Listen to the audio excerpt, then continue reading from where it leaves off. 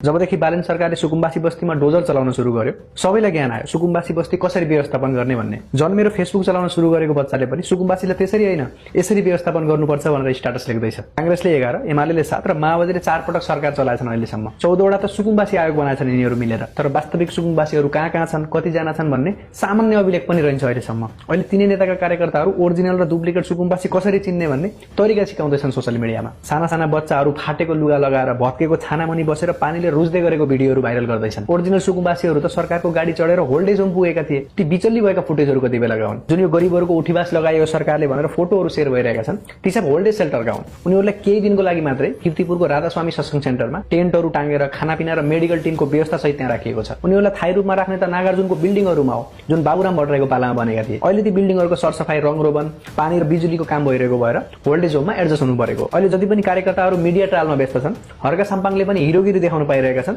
त्यो सब केही दिनमा नागार्जुनको बिल्डिङ रेडी भएपछि सकिन्छ। रियालिटी त यो कि यिनीहरूलाई सुकुम्बासीसँग कुनै लगाव छैन। प्रत्येक साल 5-7 जना सुकुम्बासीहरूलाई बाढीले बगाएर लैजान्थ्यो। सामान छोडेर नजिकका स्कुलमा, हलमा ज्यान जोगाउन जान्थ्यो उनीहरू। सरकारको त भिजिबिलिटी पुग्दैन थियो त्यहाँ। बर्खामा सक्कली सुकुम्बासीहरू मात्रै हुन्थे त्यहाँ। जो नक्कली सुकुम्बासीहरू छन् तिनीहरू बर्खा लाग्यो कि सामान बाँधेर टाप कस्ते। थापाथली, गौरी गाउँ, शान्तिनगर र मनोहरा जहाँ डोजर चल्यो ती बस्तीहरू खोलाको यति छेउमा थिए कि बाढी पसेर पुरै बस्ती इलाम्ने हुन्थ्यो। प्रदूषण फैलिएर टाइफाइड, मलेरिया, डेंगू हुन्थ्यो तिनीहरूलाई। प्रत्येक साल सरकारले करोडौं रुपियाँ अलग खर्च गर्थ्यो सुकुम्बासी रेस्क्युको नाममा। अनि जुन ठूला बिल्डिङ भत्केको तपाईँ देख्दै हुनुहुन्छ यीजना आफूलाई सुकुम्बासीको नेता हुँ भन्नेका घरहरू हुन्। अघिल्लो सरकारले यिनीहरूको बाल पनि हल्लाउन सक्दैन थियो किनकि खोला किनारामा बस्ने यी जति पनि गरिब सुकुम्बासीहरू छन् तिनीहरूलाई बास खुसिन्छ है भन्ने डर देखाएर उनीहरूको भोट पकेटमा हालेर हिँड्थे यिनीहरूले र सरकारसँग बार्गेनिङ गर्थे। त्यसैले अहिले कोही खुसी छ भने ओरिजिनल सुकुम्बासी खुसी छ सरकारको यो कामबाट।